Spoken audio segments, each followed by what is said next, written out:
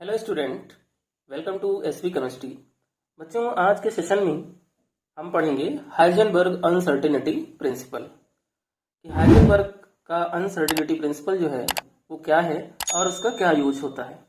तो बेटा, इस प्रिंसिपल को पढ़ने से पहले एक छोटा सा कॉन्सेप्ट हम समझते हैं कि अगर कोई मूविंग ऑब्जेक्ट हो, जैसे कि बॉल है, अगर हम उसको एयर में फेंकें या फिर कोई कार है जो मूव कर रही है एक डेफिनेट पाथ से, तो उसकी पोजीशन एंड मोमेंटम को हम किसी भी टाइम एक्यूरेटली डिटरमाइन कर सकते हैं।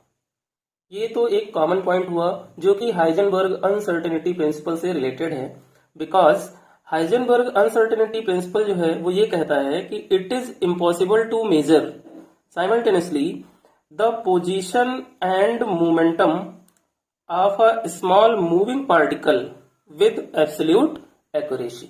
यानी कि अगर कोई स्मॉल मूविंग पार्टिकल है तो अकॉर्डिंग टू हाइजेनबर्ग हम उस स्मॉल मूविंग पार्टिकल की पोजीशन एंड मोमेंटम का साइमल्टेनियसली एक्यूरेट कैलकुलेशन नहीं कर सकते। तो हाइजेनबर्ग प्रिंसिपल का मेन कॉन्सेप्ट ये था बेटा कि किसी भी स्मॉल मूविंग पार्टिकल की पोजीशन एंड मोमेंटम का कैलकुलेशन एक साथ पॉसिबल नहीं है। हाइजेनबर्ग ने एक इक्वेशन गिवन की, delta P into delta x, delta P into delta x equal to होगा H अपॉन 4 पाई के। यहाँ पे डेल्टा P क्या है? अनसर्टेनिटी इन मोमेंटम है। डेल्टा एक्स क्या है? अनसर्टेनिटी इन पोजीशन है, जो कि इक्वल है किसके? H अपॉन 4 पाई के। या फिर हम ये कह सकते हैं, क्योंकि P जो होता है वो हमारा क्या है? मोमेंटम है, और P इक्वल टू होता है किसके? mv के। तो यहाँ पर फॉर्मूला ये चेंज होकर के बन जाएगा m delta v into delta x equal to h upon 4 pi. इस फॉर्मूले को हाइजेनबर्ग ने दिया। तो बेटा, हाइजेनबर्ग ने जो इक्वेशन दी, उस इक्वेशन में जो डेल्टा x था वो हमारा क्या है? अनसर्टेनिटी इन पोजीशन है।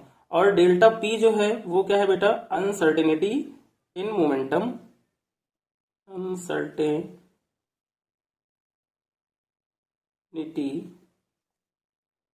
In momentum.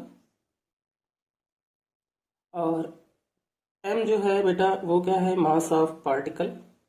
Mass of particle यानी कि जो स्मॉल मूविंग पार्टिकल है, जैसे कि electron, proton etcetera. Delta v equal to क्या है? Uncertainty in velocity, uncertainty in velocity. तो बेटा, हाइजेनबर्ग अनसर्टेनिटी प्रिंसिपल जो है आपको समझ में आ गया होगा, और उसकी इक्वेशन भी आपको समझ में आ गई होगी। और उस इक्वेशन में जो delta P, delta x, delta V, m है, ये भी आपको अच्छे से समझ में आ गया होगा। और h यहाँ पर जो है बेटा वो है प्लैंक कांस्टेंट। तो बेटा, हाइजेनबर्ग अनसर्टेनिटी प्रिंसिपल की हेल्प से हम क्या कैलकुलेट करते हैं स्मॉल मूविंग पार्टिकल का, और कैसे कैलकुलेट करते हैं, ये आपको बहुत अच्छे से समझ में आ गया होगा। अब यहाँ पर बेटा दो फैक्ट हैं हाइजेनबर्ग अनसर्टेनिटी प्रिंसिपल के। फर्स्ट फैक्ट ये है कि जब वेलोसिटी या फिर मोमेंटम एक्यूरेटली हम डिटरमाइन करेंगे तो उस कंडीशन में जो अनसर्टेनिटी इन पोजीशन होगी वो हाई हो जाएगी।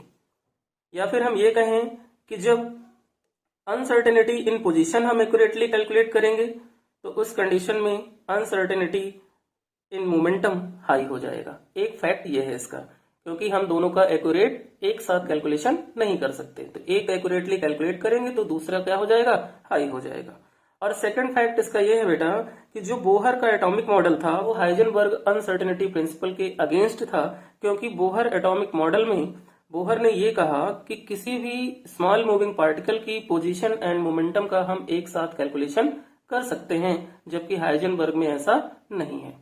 सो ये था बेटा हाइजेनबर्ग अनसर्टेनिटी प्रिंसिपल का फुल कॉन्सेप्ट, जो आपको बहुत अच्छे से समझ में आ गया होगा। अगर वीडियो अच्छा लगे तो वीडियो को लाइक करें, चैनल को सब्सक्राइब करें और वीडियो को शेयर करना